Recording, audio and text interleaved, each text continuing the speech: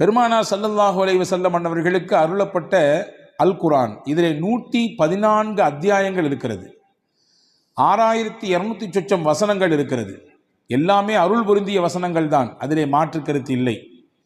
எல்லாருமே அல்லாஹுவோடு பேசுவதற்கான வழிதான், அதிலே மாற்று கருத்து இல்லை. அவனுடைய கலாம் தான் அது, அவனுடைய பேச்சு தான். ஆனாலும் சில குறிப்பிட்ட சூறாக்களுக்கு பெருமானார் ஸல்லல்லாஹு அலைஹி வஸல்லம் அதனுடைய மகத்துவத்தை, அதனுடைய முக்கியத்துவத்தை உம்மத்திற்கு சொல்லித்தர மறக்கவில்லை. அதிலே முக்கியமான சூரா, முதன்மையான சூரா சூரா பக்ரா. பெருமானார் ஸல்லல்லாஹு அலைஹி வஸல்லம் அவர்கள் சொன்னார்கள், திருக்குரானிலேயே மிக நீளமான சூரா. அந்த சூறாவை பற்றி அறிமுகப்படுத்தும் பொழுது சொன்னார்கள், இக்ரஊ சூரத்தல் பக்ரா, நீங்கள் சூரா பக்ரா ஓதுங்கள், வீட்டிலே சூரா பக்ரா ஓதுங்கள். ஃபஇன்ன அக்தஹா பரக்கா, எந்த வீட்டில் சூரா பக்ரா ஓதப்படுமோ அந்த வீட்டுக்கு அல்லாஹ் பரக்கத்தை கொடுப்பான். அதை எடுத்துக்கொண்டவர், சூரா பக்ராவை ஓதக்கூடியவர் பரக்கத்தான பெருவாழ்வு வாழ்வார். வ தர்குஹா ஹஸ்ரா, அதை ஓதாமல் விட்டு விடுபவர் உள்ளபடியே அதனுடைய அருளும் அதனுடைய மகத்துவமும் தெரிந்ததற்கு பிறகும் அதை தொடாமல் இருக்கக்கூடியவர், அதற்கு ஓதுவதற்கான என்ன முயற்சியையும் எடுக்காமல் இருக்கக்கூடியவர், உள்ளபடியே கை செய்ததற்குரியவர். அஸ்ஸலாமு அலைக்கும். அல்லாவின் அடியார்களே, உங்களுடைய உம்ரா பயணத்தை மிக சிறந்த முறையில் அமைத்து தருகிறோம். எங்களுடைய 10 வருட அனுபவமுள்ள அல் கிஃபாரி ஹஜ் அண்ட் உம்ரா சர்வீஸ் நிறுவனத்தின் மூலமாக உம்ரா பயணத்திற்கு தேவையான அனைத்தையும் செய்து தருகிறோம் இவர்தான் என்று பெருமானார் ஸல்லல்லாஹு அலைஹி வஸல்லம் அடையாளப்படுத்தினார்கள்.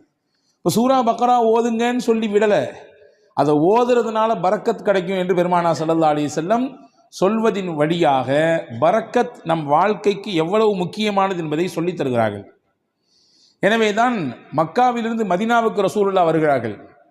ஹிஜ்ரத் என்ற பயணத்தின் ஊடாக மக்காவில் ஏகதேசம் வாழ்வின் 80% கழிந்து போனது. மிச்சம் இருக்கக்கூடிய 20% அந்த வாழ்க்கையினுடைய காலகட்டம் மதீனாவிலே அல்லாஹ் ஏற்பாடு செய்திருந்தான். ஹிஜ்ரத் என்ற பயணத்தின் வழியாக மதீனாவுக்கு வந்தார்கள். வந்த உடனே ஒரு துவா செய்தார்கள். மதீனா மண்ணுக்கு வந்தவுடன் ஒரு துவா செய்தார்கள். என்ன துவா கேட்டிருப்பார்கள் நினைக்கிறோம்? இங்கே எங்களுக்கு வாழ்வதற்கான இடத்தை கொடு, எங்களுக்கான அரசியல் சூழலை சரியாக்கி கொடு, எதிரிகளின் அச்சத்தை குறைத்து கொடு என்றெல்லாம் கேட்டார்களா? என்ன கேட்டார்கள்? ஹதீஸிலே வருகிறது, அல்லாஹும்ம ஜஅல் பில் மதீனத்தி லிஃபை மா ஜஅல்த பில் மக்கா மினல் பரக்கா. யா அல்லாஹ், உன்னுடைய ஆலயம் பைத்துல்லா இருக்கக்கூடிய மக்காவிற்கு எந்த பரக்கத்தை நீ கொடுத்திருக்கிறாயோ அதில் 2 பங்கை எனக்கு மதீனாவிலே கொடு என்று கேட்டார்கள். அங்கே இருக்கக்கூடிய பரக்கத்தில் 2 பங்கு இந்த மதீனாவுக்கு வேண்டும். பரக்கத்தோடு வாழுகிற வாழ்க்கையை எங்களுக்கு இங்கே ஏற்படுத்தித்தான் மக்காவில் தருவதை விட கூடுதலாக கொடு என்று பெருமானார் ஸல்லல்லாஹு அலைஹி வஸல்லம் கேட்டிருப்பதாக நாம் ஹதீஸிலே பார்க்கிறோம். எனவேதான் ஒவ்வொரு நாளும் ஒவ்வொரு தொழுகையிலும் அல்லாஹ்விடத்திலே நாம் தெரிந்தோ தெரியாமலோ கேட்டுக்கொண்டே இருக்கிறோம் பரக்கத்தை. நாம் உணர்ந்திருக்கிறோமா? அத்தஹியாத்தினுடைய இருப்பிலே நாம் கேட்கிறோம் பரக்கத்தை. அல்லாஹும்ம பாரிக் அலா முஹம்மத் வ அலா ஆலி முஹம்மத் கமா பாரக்த அலா இப்ராஹிம். இறைவா, முகமது நபியின் மீதும் அவர்களுடைய குடும்பத்தினர் மீதும் நீ பரக்கச் செய்வாயாக, இப்ராஹிம் நபிக்கும் அவருடைய குடும்பத்திற்கும் எப்படி பரக்கச் செய்யதாயோ அதே போன்று என்று அல்லாஹ்விடத்திலே நபிகளை முன்வைத்து நாம் கேட்கிறோம். அவர்களுக்கு செய் என்றால் அதன் வழியாக எங்களுக்கும் கொடு என்று அர்த்தம். இப்போ பரக்கத் என்பது வாழ்க்கையிலே தவிர்க்க முடியாத ஒன்று. பரக்கத்தான வாழ்க்கையை தான் நாம் எல்லோருமே ஆசைப்படுகிறோம். அந்த பரக்கத் நம்முடைய வாழ்க்கையில், நம்முடைய நிம்மதியில், நம்முடைய ஆரோக்கியத்தில், நம்முடைய தொழிலில், நாம் கை வைக்கக்கூடிய காரியங்களில் நிறைவாக கிடைக்கப் பெறும் பட்சத்திலே மன நிறைவான ஒரு வாழ்க்கையை நாம் அனுபவிப்பதாக நாம் உணரலாம். அதை பெறுவதற்கான வழிகள் என்ன என்பதை குறித்துத்தான் நாம் இங்கே பார்க்க போகிறோம் இந்த ஜும்மாவினுடைய உரையின் ஊடாக. அனஸ் இப்னு மாலிக் ரலியல்லாஹு அன்ஹு சஹாபாக்கள் ரொம்ப முக்கியமான சஹாபி. நபிகள் ஸல்லல்லாஹு அலைஹி வஸல்லம் அன்னவரோடு சிறு வயதிலேயே அந்த தொடர்பை ஏற்படுத்தி கொண்ட உன்னதமான தோழர்களிலே ஒருவர். ரசூல் ஸல்லல்லாஹு அலைஹி வஸல்லம் மதீனாவுக்குள்ள வரும்பொழுது எல்லாரும் கிஃப்ட் கொடுத்தாங்க ரசூலுல்லாஹ்க்கு. இந்த அம்மா அனஸ் ரலியல்லாஹுடைய தாயார், அவங்க பேர் உம்மு சுலைம் ரலியல்லாஹு தஆலா அன்ஹா. அந்த அம்மாட ரசூலுல்லாஹ் கொடுக்கறதுக்குன்னு பெருசா ஒன்றும் இல்லை. 10 வயசு ஃபுல்லாக அனஸ் தான் இருந்தாங்க. அனஸ் ரலியல்லாஹு கையை பிடிச்சி கடகடன்னு எடுத்து கூட்டு போய் பெருமானார் ஸல்லல்லாஹு அலைஹி வஸல்லம் கிட்ட ஒப்படைச்சிட்டு சொன்னாங்க, யா ரசூலுல்லாஹ் ஹாதிமுக அனஸ், எல்லாரும் கிஃப்ட் கொடுக்குறாங்க, என்கிட்ட கொடுக்கறதுக்கு இல்லை, என் புள்ள தான் இருக்காரு, இவரை கொடுத்துட்டேன் உங்களுக்கு. இவரை கொடுத்துட்டோம்னா என்ன பொருள்? இவர்தான் உங்களுக்கான ஊழியர், பணியாளர், நீங்கள் இடும் கட்டளையை செய்யக்கூடியவர். இவரை நீங்கள் வைத்து பயன்படுத்திக் கொள்ளுங்கள்.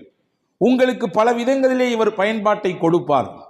உங்களுடைய காரியங்களிலே இவரை வைத்து நீங்கள் வேலை வாங்கி கொள்ளுங்கள் என்று சொல்லிட்டு சொன்னாங்க. என் பிள்ளைய கொடுத்துட்டு நான் உங்கள்ட்ட எதிர்பார்க்கிறது வேற ஒன்றும் இல்லை, அவருக்கு நீ துவா செய்யணும். நீங்க அவருக்காக வேண்டி துவா செய்ய வேண்டும். நான் கடந்த வார ஜும்மாவிலேயே சொன்னேன் இல்லையா, ஒருவர் துவா செய்யுங்கள் என்று சொல்லிவிட்டால் உடனடியாக நாம் என்ன செய்ய வேண்டும்? பாரக்கல்லா என்று துவா செய்து விட வேண்டும். பாரக்கல்லா என்று முதல் கட்டமாக துவா செய்து விட வேண்டும். அதற்கு பிறகு அவரை குறித்து ஞாபகம் வந்தால் அவர் எது குறித்து உண்டான துவாவை நம்மிடத்திலே முன்மொழிந்தார், எந்த சிக்கலுக்காக வேண்டி கேட்டிருக்காரு, எந்த பிரச்சனைக்காக வேண்டி கேட்டிருக்காரு என்று தனிப்பட்ட முறையில் நமக்கு நினைவு இருந்தால் அதை சொல்லி அல்லாஹ்விடத்தில் கேட்பது, இது மிக உயர்ந்த பண்புகளில் ஒன்று. அதனால் கிடைக்கக்கூடிய பலன் என்ன என்பதை கடந்த வார ஜும்மாவிலே நான் உங்களுக்கு ஞாபகப்படுத்தியிருக்கிறேன். இப்போ ஹஸரத் ரசூலுல்லாஹி ஸல்லல்லாஹு அலைஹி வஸல்லம் இடத்திலே உம்மு சுலைம் ரலியல்லாஹு தஆலா அன்ஹா தன்னுடைய பிள்ளையை ஒப்படைத்து விட்டு சொன்னார்கள், உதுஉ, இவருக்கு துவா செய்யுங்கள், அவ்வளவுதான். இவருக்கு நீங்கள் துவா செய்யுங்கள், அது மட்டும் போதும், வேற எதுவும் எனக்கு எதிர்பார்ப்பு இல்லை. உடனே ரசூலுல்லாஹ் துவா செஞ்சாங்க, அனஸ் ரலியல்லாஹு துவா செஞ்சாங்க. என்ன செஞ்சிருப்பாங்க? யா அல்லாஹ் நல்ல நீல ஆயிலை கொடு, அல்லது நிறைய இவருக்கு என்றெல்லாம் கேட்பதற்கு முன்னால் பெருமானார் செய்த துவா, அல்லாஹும்ம பாரிக் ஃபி உம்ரி, யா அல்லாஹ் இவர் ஆயிலே நீ பரக்கச் செய்வாயாக, நீண்ட ஆயிலை கொடுப்பாயாகன்னு கேட்கல, இவர் ஆயில்ல நீ பரக்கச் செய்வாயாக. அல்லாஹும்ம பாரிக் ஃபி அவுலாதி, இவருக்கு நீ கொடுக்கக்கூடிய குழந்தை செல்வங்களிலே பரக்கச் செய்வாயாக. அடுத்து சொன்னாங்க, அல்லாஹும்ம பாரிக் லஹு ஃபீமா அதைத லஹு, இவருக்கு நீ என்னெல்லாம் கொடுக்கணும்னு நினைச்சிருக்கியோ எல்லாத்தையும் பரக்கத் செஞ்சிரு. இவர் ஆயில்ல பரக்கத் செஞ்சிரு, இவருடைய குழந்தை குட்டிகளில் பரக்கத் செஞ்சிரு, நீ என்னெல்லாம் இவருக்கு கொடுக்கணும்னு நினைச்சிருக்கியோ எல்லாத்திலும் நீ பரக்கத் செய்துவிடு என்று பெருமானார் ஸல்லல்லாஹு அலைஹி வஸல்லம் அவர்கள் துஆ செய்ததாக நாம் ஹதீஸ்ல பார்க்கிறோம். நிறைய குடுன்னு கேட்கல, நீண்ட ஆயில நிறைய வயசு வாழணும் அப்படி குடுன்னு ரசூலுல்லாஹ் கேட்கல, நீ கொடுப்பதில் நிறைந்த பரக்கத்தை கொடு என்று கேட்பதிலிருந்து நமக்கு புரிகிறது, வாழ்க்கையிலே நிறைய என்பதை விட பரக்கத்தான் முக்கியம். அதிகம் எண்ணிக்கை என்பதை விட குறைவாக இருந்தாலும் அதன் மூலம் கிடைக்கக்கூடிய பலன் பரக்கத்தாக இருக்க வேண்டும் என்பதுதான் முக்கியம் என்று நாம் இதிலிருந்து புரிந்து கொள்கிறோம். அந்த பரக்கத்தான வாழ்க்கையை பெறுவதற்கு ஒரு 8 அம்ச திட்டத்தை நான் இன்றைக்கு உங்களுக்கு நான் சொல்ல போகிறேன். 8 விதமான விஷயங்களை நாம் பின்பற்றுகிற பொழுது அல்லாஹுவின் பரக்கத்தை நம்மால் முழுமையாக அடைந்து கொள்ள முடியும். நம்பர் 1, முதலில் பரக்கத்தை பெறுவதற்கு நாம் என்ன முயற்சியை மேற்கொள்வது? 1, ரசூலுல்லாஹ் சொன்னாங்க, உங்களில் யார் வயசுல பெரியவங்களோ அவங்களில் நீங்க மரியாதை கொடுப்பதிலிருந்து உங்கள் காரியங்கள் அனைத்திலும் அவர்களை முன்னிலைப்படுத்துவதிலிருந்து அல்லாஹ் உங்களுக்கு பரக்கத்தை தருவான். வாப்பாக்கு வயசாயிடுச்சு, வீட்டில் மூத்தவங்க தான் இருந்தாலும் இந்த விஷயங்கள்லாம் அவங்களுக்கு அந்த அளவுக்கு பிடிபடாது, அதனால சொல்லிக்கலாம், எல்லாம் முடிஞ்சு கடைசியில சொல்லிக்கலாம் என்பதல்ல. ஒரு கட்டத்தில் அவரும் வாலிபம், குழந்தை பேரு, தொழில், வியாபாரம் என்று எல்லாவற்றையும் கடந்துதான் வந்திருக்கிறார். இப்பொழுது அவருக்கு வயதான நிலை, வயோதிகம், அதனாலே அவரை ஒதுக்கி வைக்குதல், தள்ளி வைக்குதல் என்பதெல்லாம் இல்லை.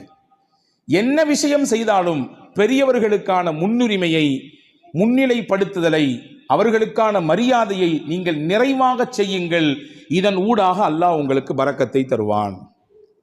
எந்த வீட்டில் பெரியவர்களுக்கு மரியாதை இருக்கிறதோ அந்த வீட்டிலே பரக்கத் இருக்கிறது என்று பொருள்.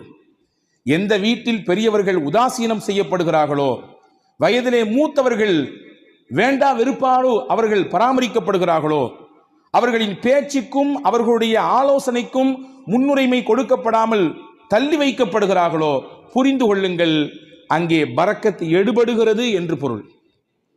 பெருமானார் ஸல்லல்லாஹு அலைஹி வஸல்லம் அவர்களுக்கு ஒரு நாள் ஒரு அன்பளிப்பு வந்தது. ஒரு கிண்ணம் நிறைய பால். ரசூலுல்லாஹ் பொதுவாகவே தனக்கு கிஃப்ட் வந்துச்சுன்னா தான் பயன்படுத்துவாங்க. சில நேரங்களில் பக்கத்தில் இருக்கவங்களுக்கு கொடுத்து அதை பயன்படுத்த துவங்குவாங்க. அன்னைக்கு பால் வந்திருக்கு. தபரானி ஷரீஃபில் இந்த ஹதீஸ் வருகிறது.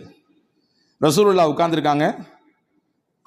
அந்த சைடில் பார்த்தீங்கன்னா சையதுனா அபூபக்கர் ரலியல்லாஹு அன்ஹு, சையதுனா உமர் ரலியல்லாஹு அன்ஹு, மூத்த சஹாபாக்கள், இஸ்லாத்தில் மிகப்பெரிய பங்களிப்பு ஆற்றியவர்கள், நபியோடு தங்கள் வாழ்க்கை முழுவதையும் அர்ப்பணித்த ஒரு உன்னதமான சஹாபாக்கள் 2 பேர் இருக்கிறாங்க.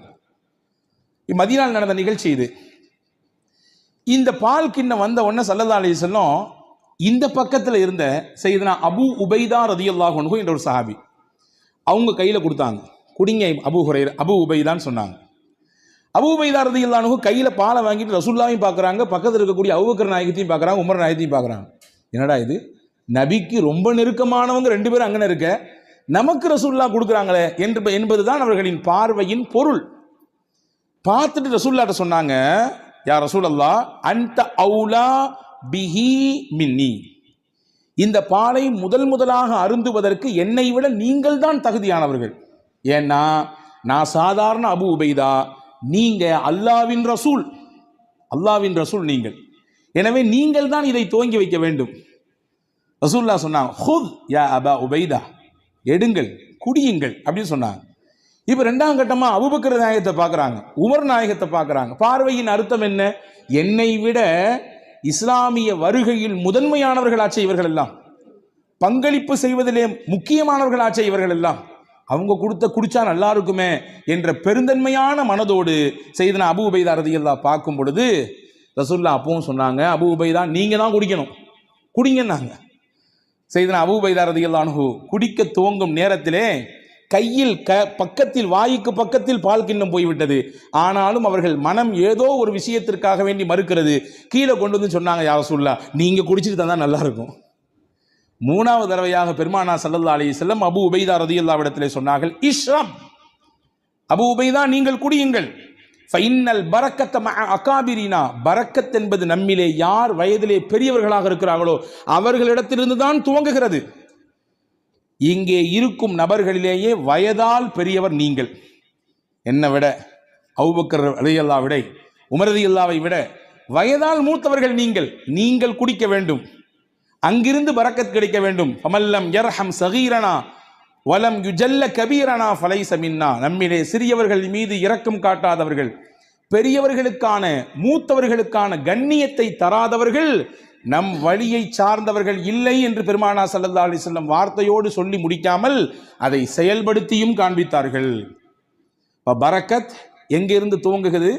எந்த இடத்தில் மூத்தவர்களுக்கான மரியாதை இருக்குமோ, கண்ணியம் இருக்குமோ, அவர்களுடைய சொல்லுக்கான மிகச்சிறந்த அந்த புரிதலோடு அதை எதிர்கொள்ளக்கூடிய பக்குவம் இருக்குமோ, அங்கே பரக்கத்தும் இருக்கும். இதுக்கு நேர்மாறாக பெரியவர்கள் உதாசீனப்படுத்தப்படுவதும், அவர்களுடைய கண்ணியம் சீர்குலைக்கப்படுவதும், வேண்டா வெறுப்போடு அவர்களை அரவணைப்பதும் பராமரிப்பதும், அவர்களுடைய வார்த்தைகள் தூக்கி வீசப்படுகிற நிலையிலே வைக்கப்படுவதும் பரக்கத்தை எடுப்பதற்கான வழி என்று மார்க்கம் நமக்கு கற்றுத்தருகிறது. அப்ப முதல் விஷயம், 8 விஷயத்துல முதல் விஷயம், பரக்கத்தான பெருவாழ்வு வாழ்வதற்கு மூத்தவர்களின் அந்த கண்ணியம் காக்கப்பட வேண்டும். 2வது, உறவுகளும் சொந்தங்களும் அரவணைக்கப்பட வேண்டும், அதிலே பரக்கத் இருக்கிறது. உறவுகளையும் சொந்தங்களையும் அரவணைத்து வாழ்தல் தான் நமக்கு இஸ்லாம் காட்டி தந்திருக்கிற அற்புத வழி. பல நேரங்களிலே அதிலே பல பெருத்த சிக்கல்கள் இருக்கத்தான் செய்யும், சிக்கல் இல்லாமல் இல்லை. உறவுகளை திருப்திப்படுத்தி நிம்மதியோடு இணைந்து வாழ்வதிலே பல சிக்கல்கள் இருக்கத்தான் செய்கிறது, அதிலே மாற்று கருத்து இல்லை. ஆனாலும் அந்த சிக்கலையும் எதிர்கொண்டு விவகாரங்கள் ஏற்படுகிற பொழுது அதையும் மிகச்சரியாக கையாண்டு உறவை தன் கையிலிருந்து நழுவ விடாமல் பாதுகாத்து யார் இணைத்துக் கொள்கிறாரோ, பெருமானார் சொன்னார்கள், பரக்கத்தான வாழ்க்கை அல்லாஹ் அவருக்கு கொடுப்பான். ரசூலுல்லாஹ்வுடைய ஹதீஸ் வந்திருக்கிறது. அனஸ் பின் மாலிக் ரலியல்லாஹு அறிவிக்கிறார்கள், மன் ஹப்ப அன் யுபஸத லஹு ஃபீ ரிஸ்கி, அல்லாஹ் இவருக்கு தரக்கூடிய ரிஸ்கிலே யாருக்கு நல்ல விசாலம் கிடைக்க வேண்டும் என்று ஆசைப்படுகிறாரோ, விசாலமான ரிஸ்க், அதாவது பரக்கத்தான ரிஸ்க் கிடைக்கும் யார் ஆசைப்படுறாரோ, நீண்ட ஆயுள் கிடைக்க வேண்டும் என்று யார் விருப்பப்படுகிறார்களோ, ஃபல் யஸில் ரஹ்மா, தன் சொந்தங்களையும் உறவுகளையும் அவர் அரவணைத்துக் கொள்ளட்டும், அதன் வழியாக அல்லாஹ் பரக்கத்தை தருவான். அப்ப இதுக்கு நேர் ஆப்போசிட் என்ன? உறவுகளும் சொந்தங்களும் யாருடைய மனதிலே ஒரு பெரிய விஷயமாகவே இல்லை. நான் நன்றாக இருக்கிறேன், என் குடும்பம், என் மனைவி, என் பிள்ளைகள் எல்லாம் சிறப்பாக இருக்கிறோம், அண்ணன் எப்படி போனால் நமக்கு என்ன, மாமா எப்படி போனால் நமக்கு என்ன, உறவுகள் எப்படி போனால் நமக்கு என்ன என்கின்ற உணர்வு எங்கே வருகிறதோ அங்கே பரக்கத்தை எல்லாம் எடுத்து விடுவான். உங்களுக்கு ஒன்று தெரியுமா?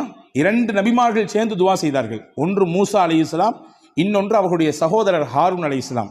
யாருக்கு எதிராக துவா செஞ்சாங்க தெரியுமா? ஃபிரௌன் என்கின்ற சர்வாதிகாரிக்கு எதிராக துவா செஞ்சாங்க. உச்சபட்சமான சர்வாதிகாரத்தினுடைய உச்சாணி கொம்பில் இருந்து ஆட்டம் போட்டவன், ஆடியவன் ஃபிரௌன்.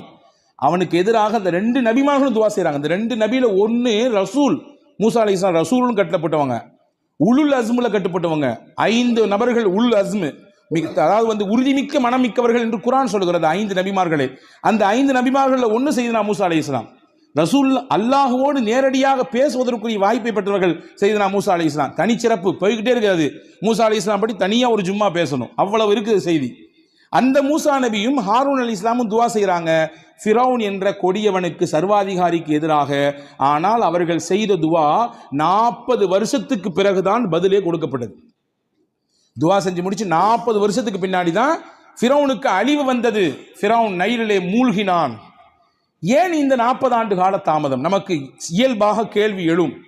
ஒரு நபி கேட்கிற துவா, நீங்களோ நானோ கேட்கிற துவாவே நாளைக்கு உடனடியாக கபூலாக வேண்டும் என்று நினைக்கும் பொழுது, அல்லாஹ்வின் உயர்ந்த நெருக்கத்தை பட்ட 2 நபிமார்கள் கேட்கிற துவாவை 40 ஆண்டு காலம் தள்ளி போட்டான் அல்லாஹ்.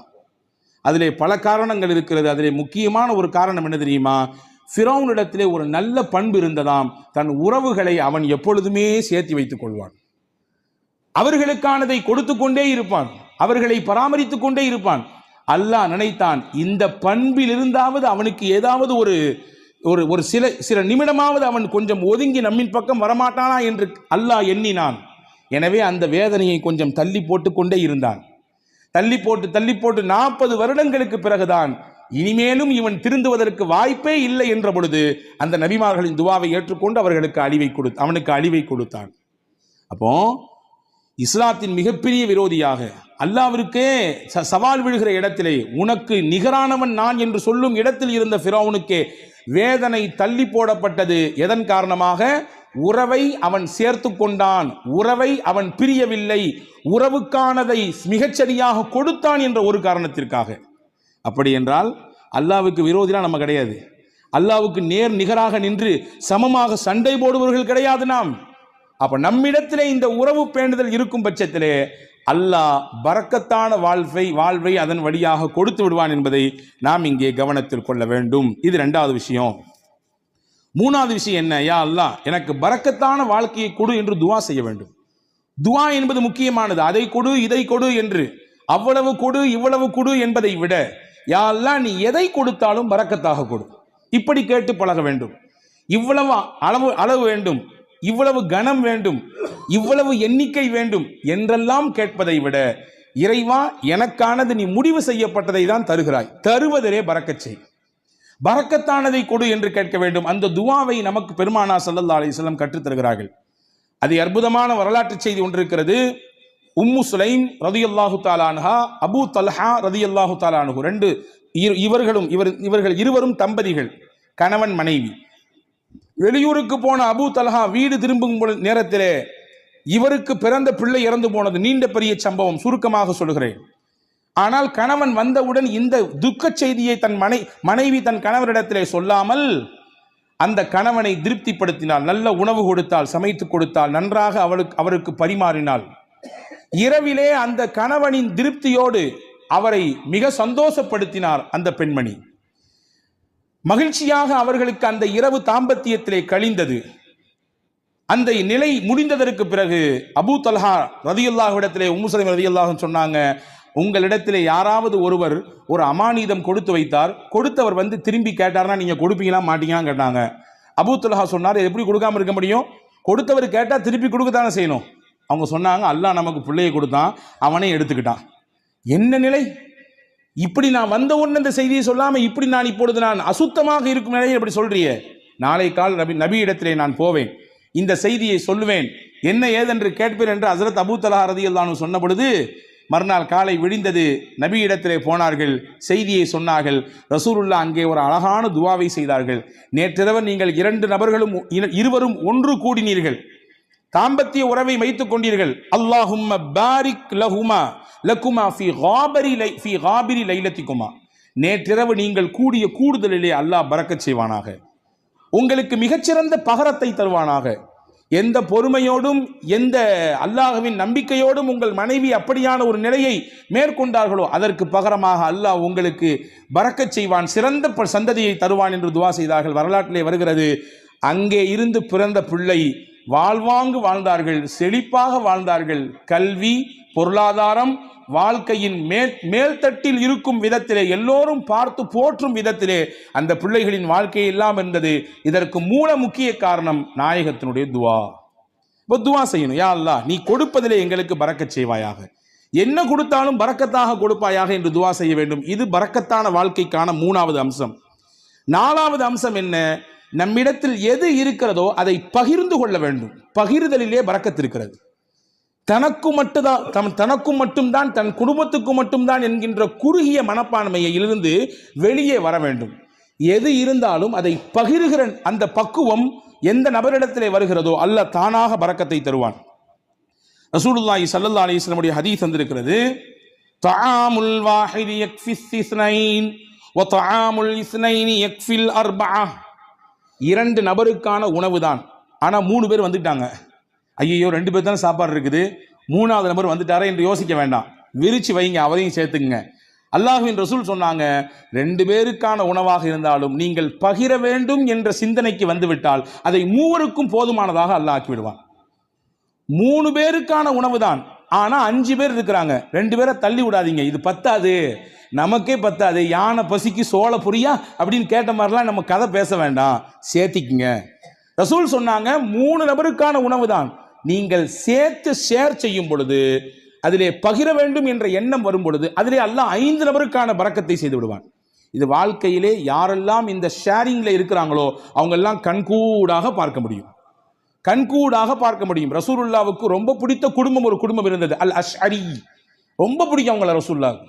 எந்த அளவுக்குன்னா அவங்க என் குடும்பம் ரசூலுல்லாஹ் சொன்னாங்க, என் குடும்பம் அவங்க, என்னிலிருந்தும் அவர்கள், அவர்களிலிருந்தும் நான் என்று சொன்னார்கள். சஹாபாக்கள் ஒன்று புரியும், ஏன் இந்த குடும்பத்தை மட்டும் ரசூலுல்லாஹ்க்கு ரொம்ப பிடிக்குது? விவரத்தை கேட்டு போனா ரசூலுல்லாஹ் சஹாபாக்கள்கிட்ட சொன்னாங்க, அவங்கள்ட்ட ஒரு சிறந்த பண்பு இருக்குது. தாங்கள்கிட்ட எல்லாரும் ஒரு பயணத்தில் போனானா எல்லாரும் தனித்தனியாக சாப்பாடு கொண்டு வருவாங்க, யாராவது 1-2 பேருடைய சாப்பாடு சீக்கிரமாக தீர்ந்து போயிடும்.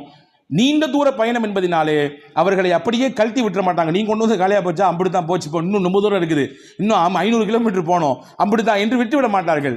சாப்பாடு இல்லாதவர்களையும் சேர்த்து ஒரே இடத்தில் உட்கார வைத்து ஒரு பெரிய துணியை எடுத்து கொண்டு வந்த மொத்த சாப்பாடையும் அதிலே கொட்டி கலந்து இருப்பவர்களுக்கெல்லாம் பகிர்ந்து கொடுப்பார்கள். இந்த பகிர்தல் என் பண்பு, என்னுடைய குணம், அது அவங்கள்ட்ட இருக்கிறதுனால அவங்க எங்க குடும்பம் நாங்கள் ரசூல் ஸல்லல்லாஹு அலைஹி வஸல்லம். பகிர்தல் இது பரக்கத்திற்கான பெரிய வழி.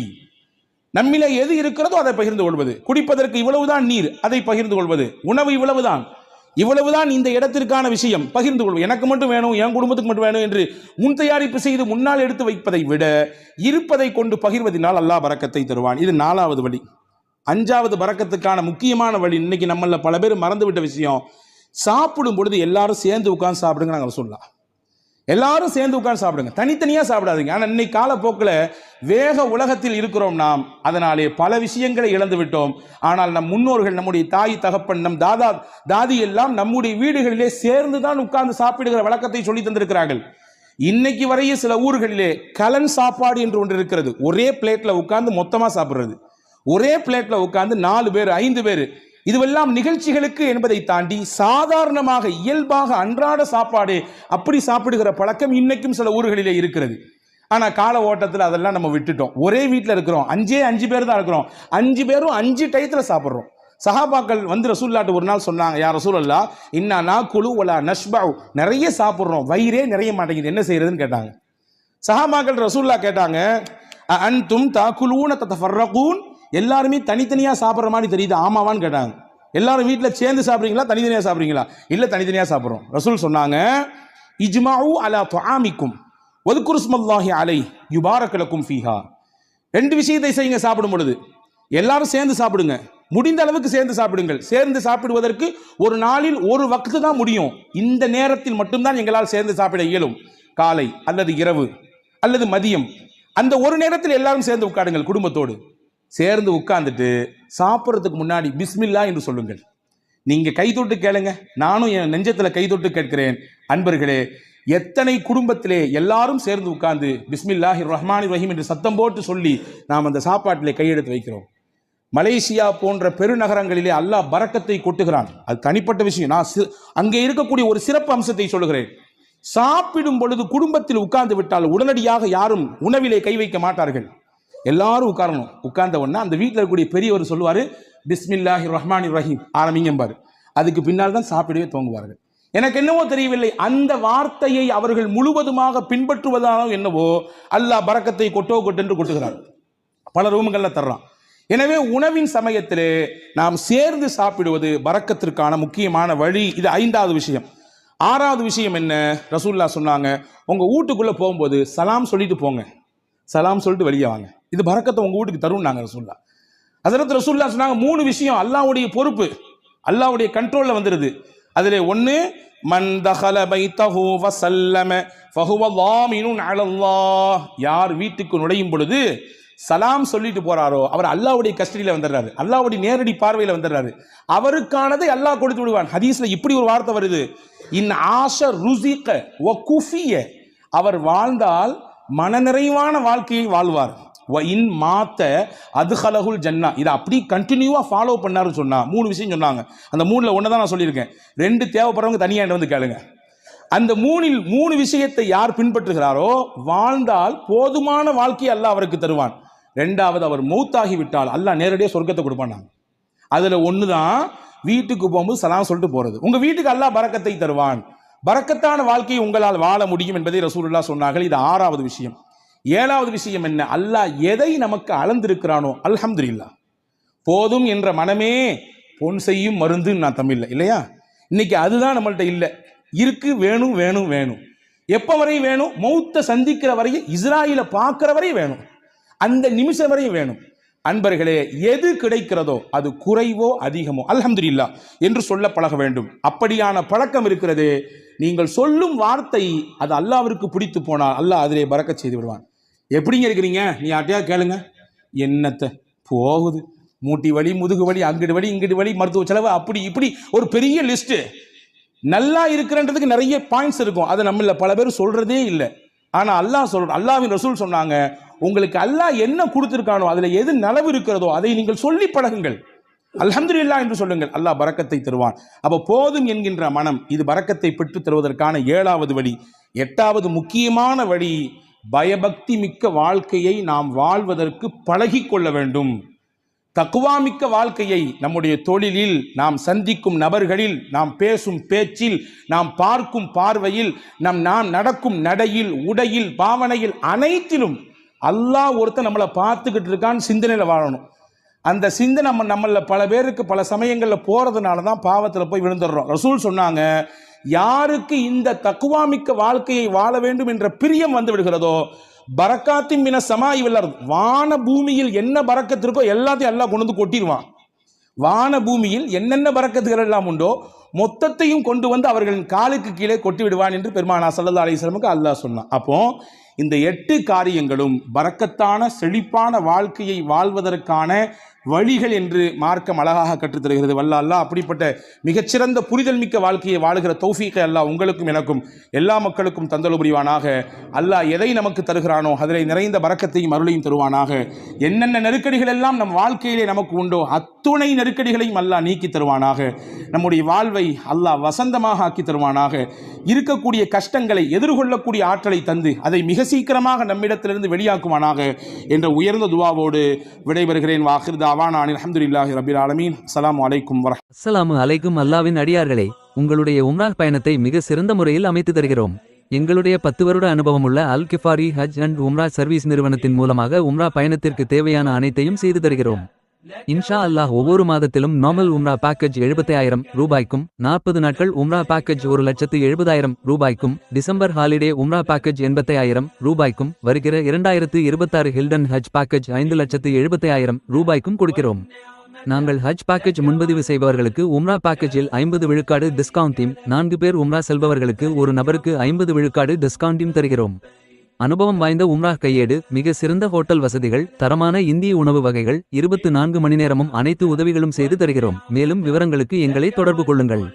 8939304054. அல் கிஃபாரி ஹஜ் அண்ட் உம்ரா சர்வீஸ்.